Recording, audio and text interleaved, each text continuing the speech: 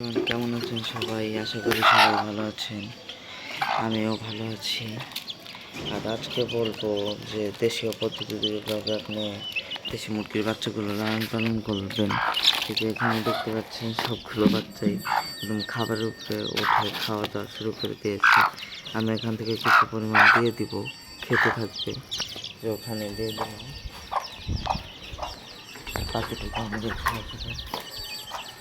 কারণ বিভিন্ন উপাদান মিক্স করা তো, একটা খেলে আরেকটা উপাদানও পাবেন এইভাবে।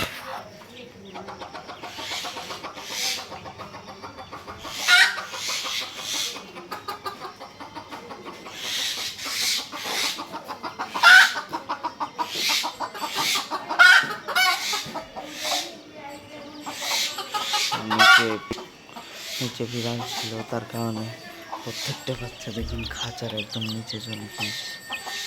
এই যে দেখতে পাচ্ছেন, আর এই যে মাও ভয় পাচ্ছে, তবে বিড়ালটা চলে গেছে নিচে। বিড়াল, আমরা দোতলায় থাকি, দোতলায় আমাদের মুরগিগুলোকে থাকে।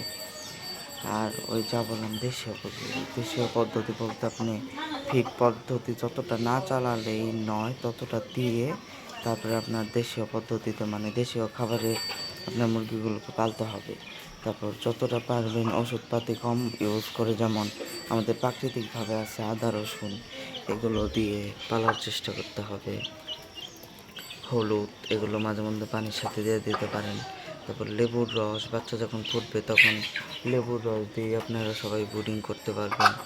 এটা একটা সুন্দর পদ্ধতি। আর এই যে আমার লালি, আমার এই বড় মুরগিটার নাম কিন্তু লালি।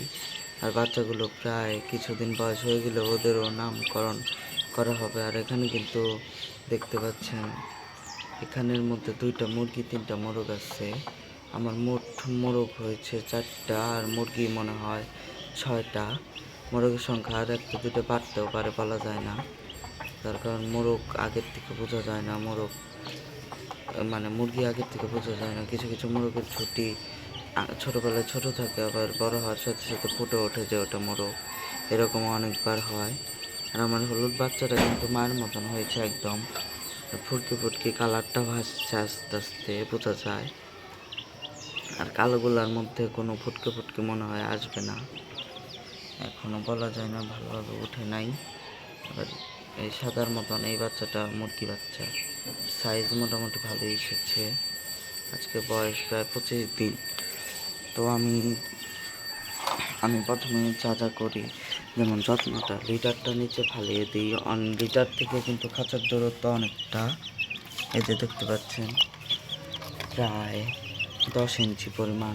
এরকম করলে আপনার লিটার ময়লা হলেও আপনার মানে ওদের ঠান্ডা সর্দি লাগবে না। লিটার থেকেও কিন্তু ওদের অনেক রোগবালাই হয়, সেটা হবে না, বিভিন্ন ধরনের উপকার হয়ে থাকবে। আবার আপনি খাবারের মধ্যে দেখুন আমি কী দিয়েছি, আসল ম্যাজিক। খাবারের মধ্যে আমি এখানে দিয়েছি দেখুন গম, ছোট ভুট্টা বলতে আপনার ভুট্টার বস্তায় একদম নিচের গুলা ছিল, আমি নিতে চাইছিলাম না প্রথমে, আবার ভাবলাম যে বাচ্চা হলে তো ওগুলা দিয়ে সুবিধা, ছোট টুকরা হবে। সেগুলা কিছু পরিমাণ চাল আছে, তারপর স্টার্টার ভিডিও আছে, যেহেতু ওদের বয়স কেবল 25 দিন। তারপর আমি সরিষার খোল মিশিয়েছি, সয়াবিনের খোল মিশিয়ে দিতে পারেন।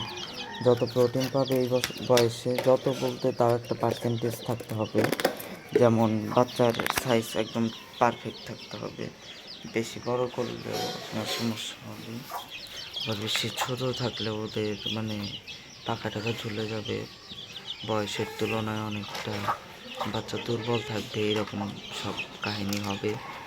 আর এই যে এই দুটো মনে হয় সোনালি, আমি রেখেছিলাম 4টা, 2টো বেঁচে আছে, এগুলো খুবই দুর্বল। আর এই যে গুটি টুটি উঠিয়ে নিয়েছে, এই ধরনের একটা অবস্থা। আর ওই যে আমার নতুন মুরগি বাচ্চা পালন সম্পর্কে আপনি মানে সমপরিমাণ ফিডের সাথে 1 মাস পর্যন্ত, মানে প্রথম 10 দিন শুধু ফিডই দিতে হবে, না হলে বাচ্চা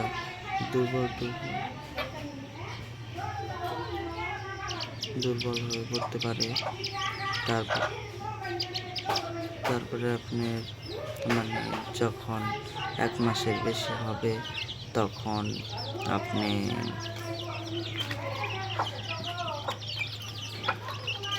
যখন 1 মাসের বেশি হবে তখন আপনি ওই গ্রোয়ার ফিড সমপরিমাণ দিয়ে আর সমপরিমাণ দেশি খাবার দিয়ে পালন করতে পারবেন, সমস্যা হবে না।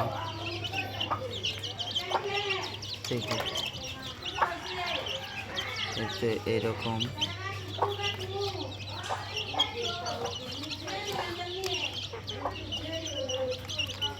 আর আমার মুরগির বাচ্চাটা মনে হয় এটাও 3টা মুরগি, আরও 3টা মুরগি আছে, 4টা মোরগ হচ্ছে, মোট 10টা।